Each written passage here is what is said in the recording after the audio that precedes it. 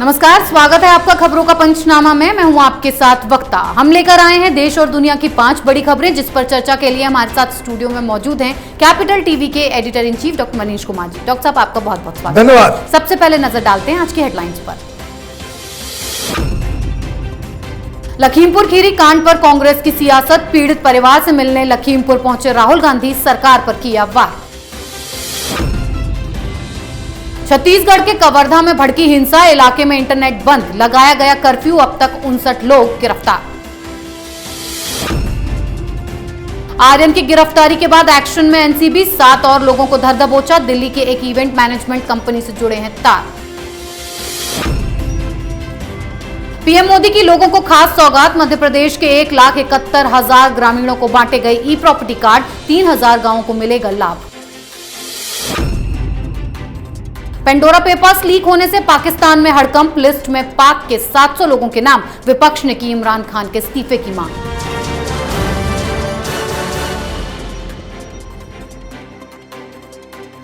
पहली खबर लखीमपुर खीरी मामले पर। लखीमपुर कांड पर कांग्रेस जमकर सियासत कर रही है। बहन प्रियंका के अरेस्ट होने के बाद अब राहुल गांधी लखीमपुर खीरी पहुंचे हैं। लखीमपुर पहुंचने से पहले एयरपोर्ट पर राहुल गांधी ने जमकर विवाद खड़ा कर दिया।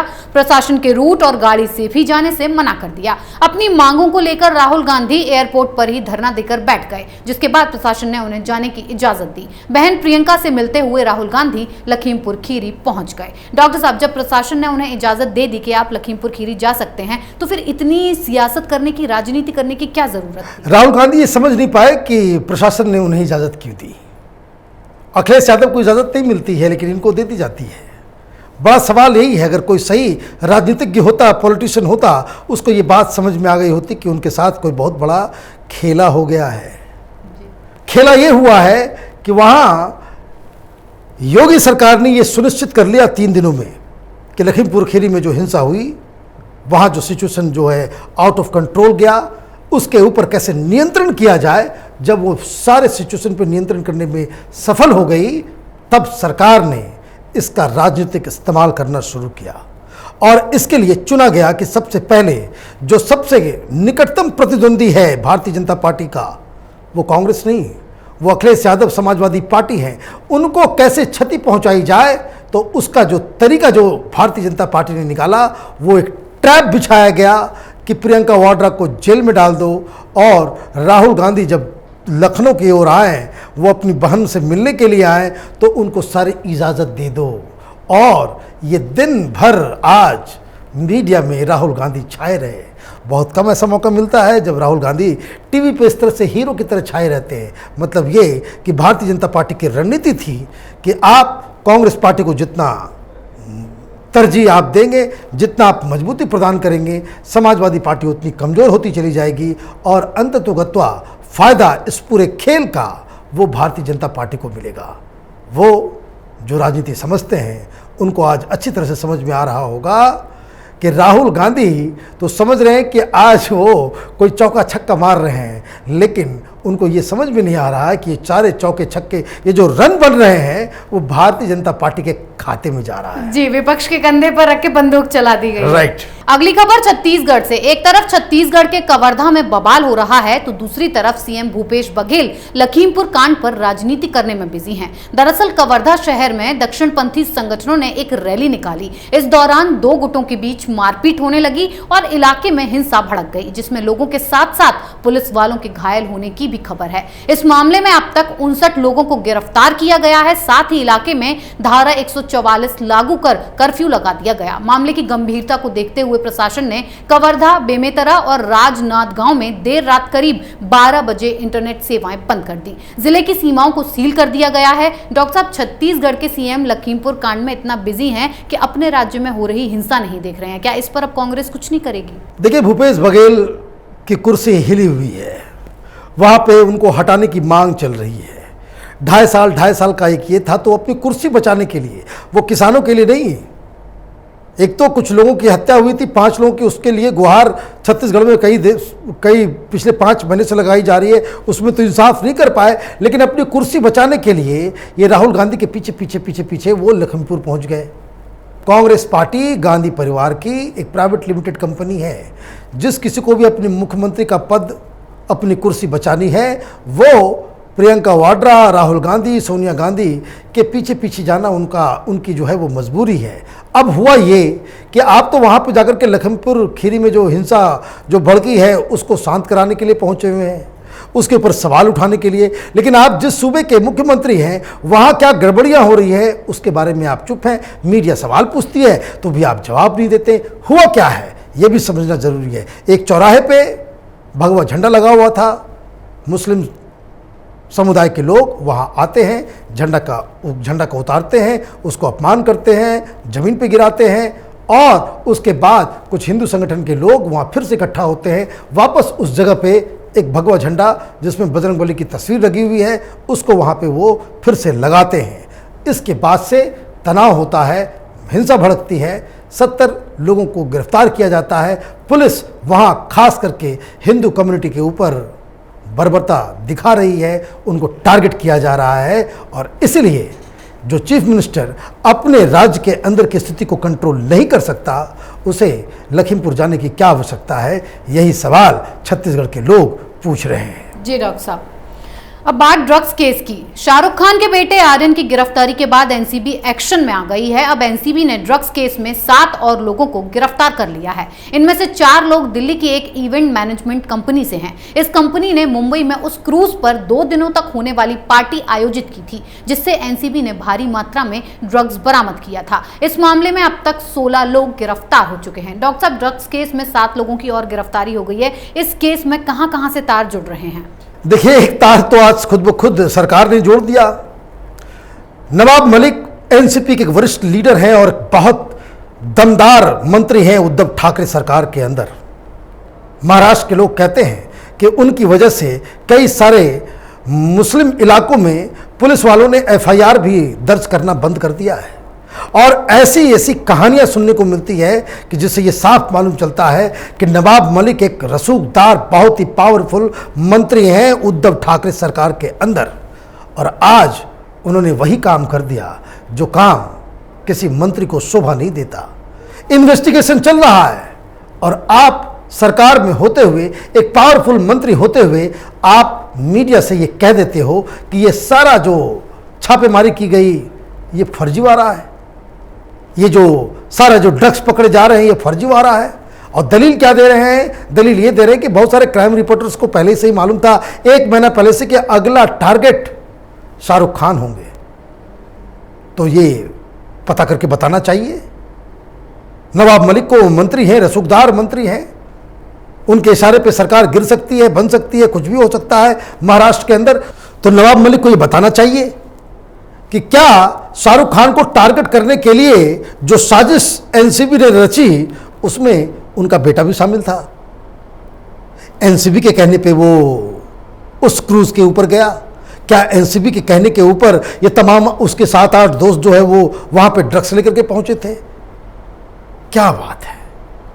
सरकार में होते हुए आप अपनी ही एजेंसियों और अपनी ही पुलिस के ऊपर इस तरह के डाउट्स क्रिएट करेंगे तो लोगों का विश्वास न सिर्फ सरकार, राजनीतिक दल और साथ ही साथ किसी के ऊपर नहीं रहेगा। ये देश कहाँ जाएगा, ये चिंता का विषय है।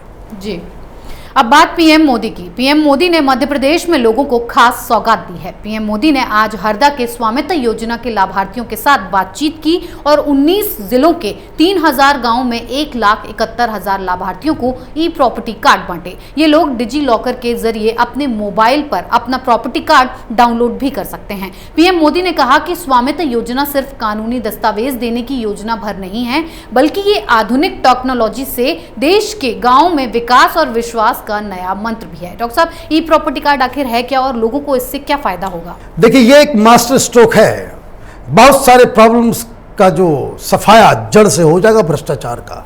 ये दरअसल ये आपके पास कितनी जमीन है उसका वो डिजिटल सर्टिफिकेशन है। कौन जमीन है, किसकी जमीन है, कितनी है, क्या है, नहीं है, ये सारी जानकारियां उसमें एकत्रित होती हैं। मतलब ये कि ये धीरे धीरे एक्सटेंड करते हुए प्रधानमंत्री की जो योजना है उसके तहत हिंदुस्तान में कोई भी प्रॉपर्टी है, चाहे वो ज़मीन है, खेत है, फ्लैट है, सारा चीज़ वो डिजिटलाइज्ड हो जाएगा। जी। फिर वो कागज रखने की आवश्यकता नहीं होगी और सब कुछ वो डिजिटली वो सेव्ड रहेगा। इससे फायदे क्या होंगे?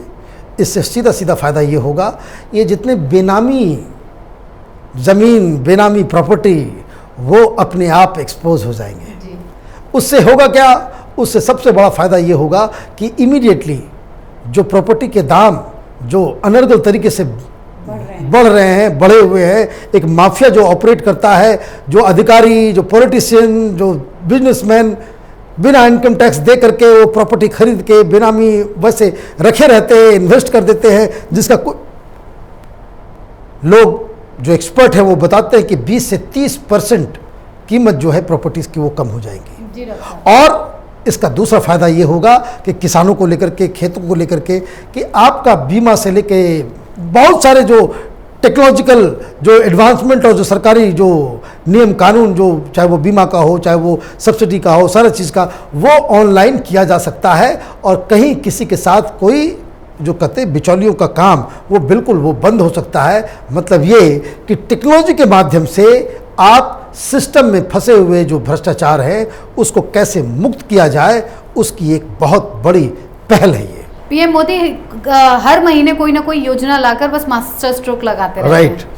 आखिरी खबर इमरान खान की फजीहत पर। आईसीआईजे के पेंडोरा पेपर्स के खुलासे के बाद से पाकिस्तान की सियासत में बवाल मच चुका है। पेंडोरा पेपर्स में दुनिया भर की रसूखदार शख्सियतों की वित्तीय लेन देन को लेकर खुलासे हुए हैं। इस लिस्ट में पाकिस्तान के 700 लोगों के नाम सामने आए, जिसमें इमरान खान के करीबी, कई विपक्षी नेता और सेना के अधिकारियों के नाम भी शामिल हैं। इस रिपोर्ट के सामने आने के बाद इमरान खान ने कहा है कि जिन लोगों का नाम नई लिस्ट में आया है उनकी जांच की जाएगी और दोषी पाए जाने पर एक्शन लिया जाएगा। उन्होंने अंतर्राष्ट्रीय समुदाय से अपील की कि इस मुद्दे को भी जलवायु परिवर्तन की तरह ही गंभीरता से लिया जाए। वहीं इस मामले में विपक्ष ने इमरान खान के इस्तीफे की मांग की है। डॉक्टर साहब, पेंडोरा पेपर्स लीक होने से पाकिस्तान में इतनी खलबली क्यों मच गई है?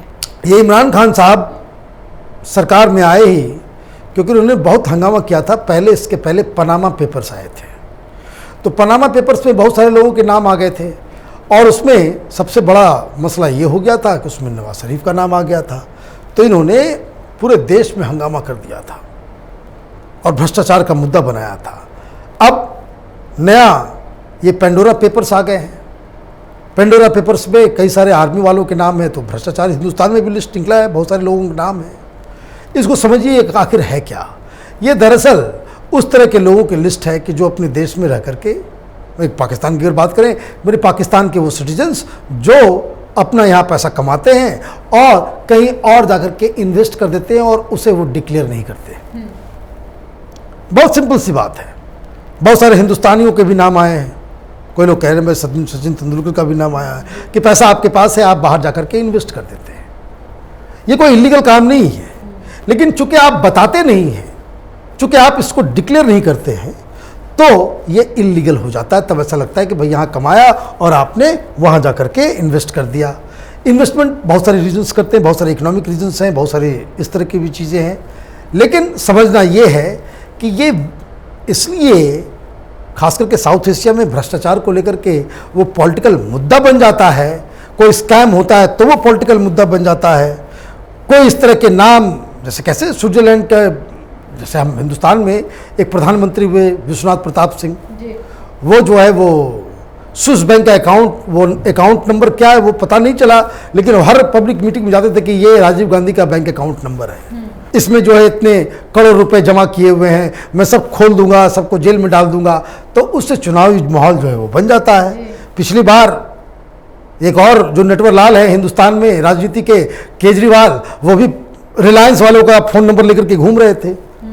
चुनाव खत्म, चुनाव जीतने के बाद वो मोबाइल, वो बैंक अकाउंट नंबर कहाँ जाता है, वो दावे कहाँ जाते हैं, सब रफू चक्कर हो जाता है। तो चूंकि ये पॉलिटिकली एक पोटेंट वेपन है कि जिससे चुनाव जीते जाते हैं, तो इसीलिए पाकिस्तान में चूंकि पनामा पेपर्स के लीक होने के बाद इमरान खान ने पूरा बवाल मचा करके वो सत्ता में आ गए, तो अब विपक्ष को वहां ये लग रहा है कि अब ये पेंडोरा पेपर्स के जरिए वो इमरान खान को बाकायदा बेदखल कर सकते हैं।